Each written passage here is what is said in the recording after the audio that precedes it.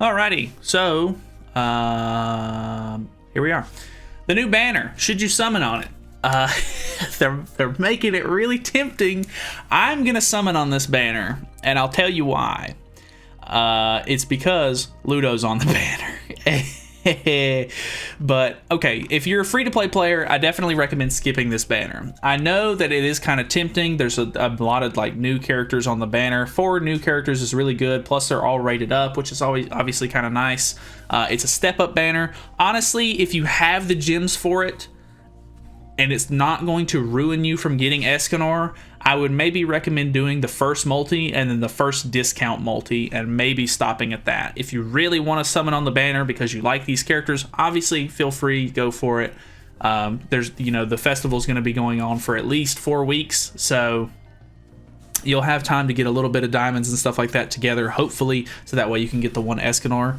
But honestly, the banner looks pretty decent. Like, it's actually like pretty good. I wasn't really sure what they were going to do with the extra characters on the banner, but I really can't complain. They're giving away, or I mean not giving away, but the other lineup is Green Gother, which is obviously a big one because a lot of people either just don't have him yet or they just want to keep maxing out his ultimate because he's really, really good. Completely understandable. Ludocl is on the banner, which is really good for me because I run Ludocl on all of my PvP teams because I've invested so much in him and I love him as a hero. He's so fun to play. He's just really fun in general. I really want to max out his ultimate levels as much as I can so that way I can, use his passive to his fullest potential. Gother is on the banner for some reason. I guess I guess because Ludocl and Gother came out at the same time, I guess they're just like, okay, whatever, we'll just add both of them. But honestly, the lineup is pretty good. Red Dairy's on the banner. I think I need one more copy to max her out, so that would be kind of nice to get. Blue Zeldris is on the banner. He's obviously not a bad unit at all. If you have him, leveled up and you've been using him a little bit, you kind of know what I'm talking about. If he crits, he does really big damage. And then Green Frowdrin is actually on the banner, which is interesting because he's another sort of like Whalers unit. So if you get extra copies of him, it's almost a good thing, or I mean, you can just use them as a coin. It's really up to you.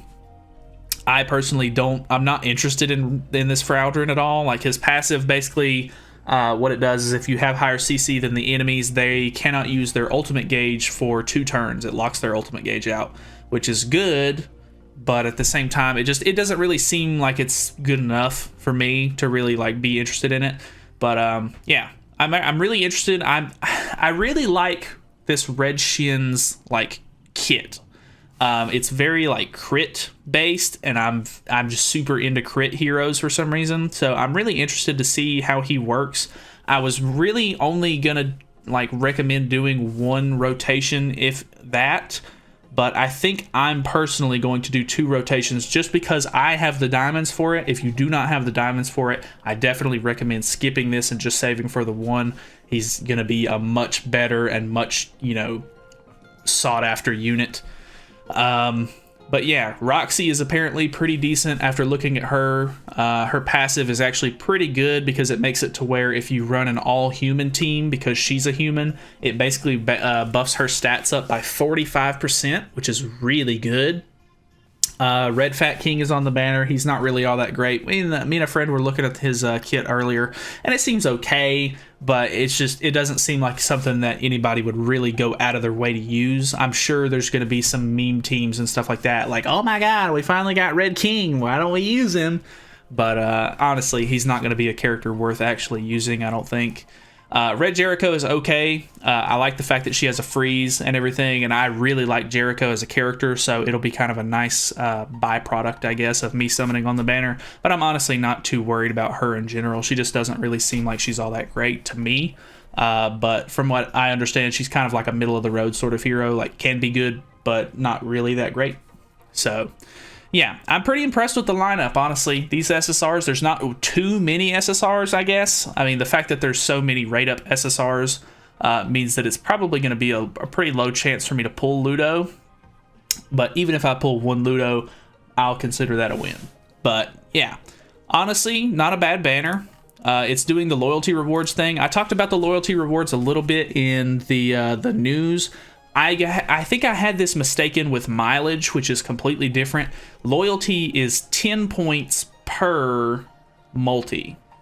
And then, or well, I guess it's per summon maybe, because I think singles give you 1 loyalty point, and then multis give you 10 loyalty points. So I had it mistaken to where every multi was going to give you 30 loyalty points. That is not how this works. So it takes 20 multis, which is, I think on this banner, because of the 1 diamond guaranteed and stuff like that, it's like roughly like 480 something diamonds.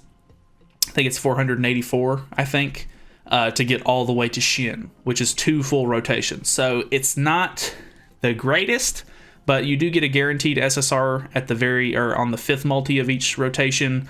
Obviously, the loyalty rewards are kind of nice. You'll get a little bit of anvils and stuff like that if you go through it, but I don't know. The banner in general, if you have the gems for it, does seem pretty good. Next week's banner I think they're going to be doing a banner next week for the festival coming up with Escanor. I think they're going to be giving away the green Arthur if they do it like they did on JP, but obviously that's very subject to change because, you know, Global does things a lot differently than JP. But yeah, I don't know. In general, I think the banner is going to be pretty good. I'm going to probably do some summons and everything like that. If I can stay up like till the banner drops, I'll probably end up going ahead and getting my summons done tonight whenever I get the maintenance over with. But if not, I'll probably just do some summons in the morning, and then I'll upload it at a later date. But that is pretty much it. Thank you guys so much for watching. Hopefully this kind of helped you, you know, form an opinion on whether or not you should summon. Obviously, it's not the best banner in the world with the greatest characters, but, you know, there are a pretty decent amount of, you know, like, worthwhile things about the banner to where it could be worth it for you. But obviously, the biggest thing is, if you don't have the gems for it, save for Escanor. Thank you guys for watching. Feel free to subscribe for more content in the future, and I will see you guys in the next video. See you then.